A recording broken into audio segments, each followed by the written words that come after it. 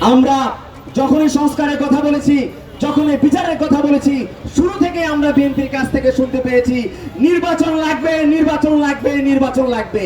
নির্বাচনের কথা বলতে বলতে বিএনপির মুখে ফেনা চলে এসেছে।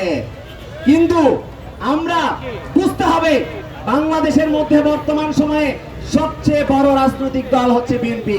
কিন্তু এই বিএনপির ইতিহাস কি আমরা জানি না?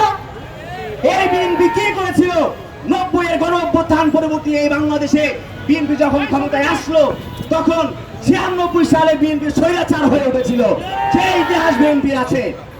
যখন 2001 সালে যখন বিএনপি ক্ষমতা এসেছে তখন 2006 সালে কিন্তু বিএনপি ক্ষমতা ছাড়তে চায় নাই, তখনও বিএনপি স্বৈরাচার হয়ে উঠতে চেয়েছিল।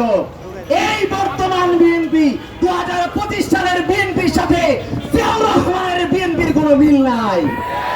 এরা জিয়াউর রহমানকে ধারণ করে না।